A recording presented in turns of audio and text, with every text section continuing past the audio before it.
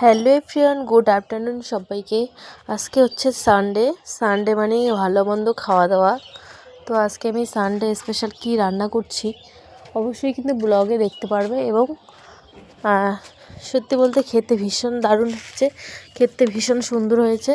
এটা আমার first time করা, তোমরা অবশ্যই দেখে নিও। তো প্রথমত বলি, মটন কষা হচ্ছে এটা। মটনের সাথে আমি কি দিব, স্পেশালি এটা আমার ফার্স্ট টাইম। তো হাজব্যান্ড বলছে যে এগুলো দিয়ে দেখো কেমন লাগে খেতে। তো দেখো, এটা আমি প্রথমত মটন কষাতে প্রথমত মশলাটাকে কষিয়ে নিয়েছি। মশলাটাকে কষিয়ে নেওয়ার পর কিন্তু আমি মটনটা কষাচ্ছি। মটনটা কষিয়ে নেওয়ার পর একটা জিনিস দিব, সেটাই তোমাদের সঙ্গে স্পেশাল কিন্তু শেয়ার করব।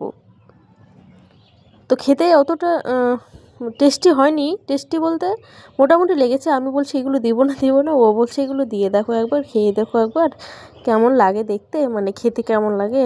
আর আমাদের রান্নাঘরে না জানালা দিয়ে রৌদ্র উঠেছে, দেখো রৌদ্র 10টা বাজে, তখন আজকে একটু লেটই উঠেছি, সব কাজকর্ম আর কি লেট হচ্ছে। তো ওখানে রৌদ্র উঠেছে, তো রৌদ্রের তাপটাই আর কি ওখানে দেখা যাচ্ছে।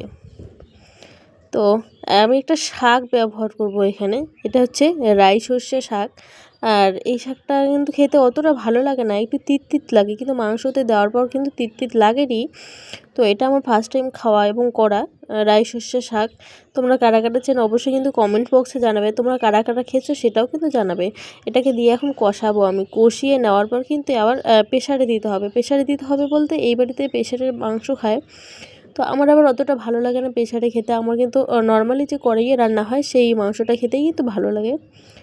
আর দেখো, এটা আমি এখন শাকটা দেওয়ার পর কিন্তু কষাচ্ছি। কষিয়ে নেওয়ার পর কিন্তু প্রেসারে দেবো। খেতে কিন্তু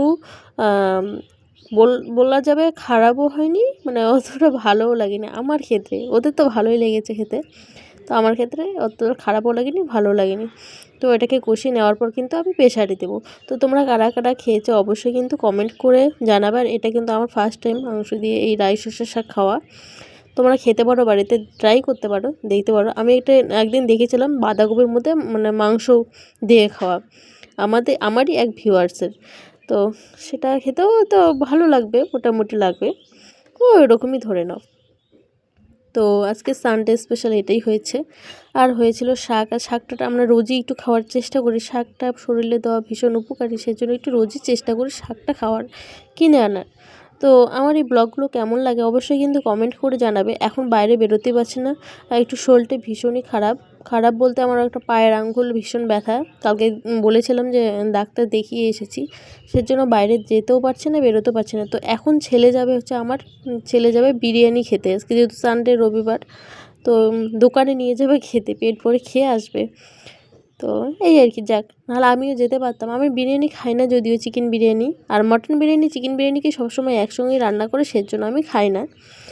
আর আমি যেতে পারছি না কারণ আমার পায়ের আঙুল প্রচণ্ড ব্যথা, সেই জন্য যেতে পারছি না। তো এখন ছেলে যাবে, ওকে এখন রেডি করিয়ে দিব, তো যাবে বিরিয়ানি খেতে।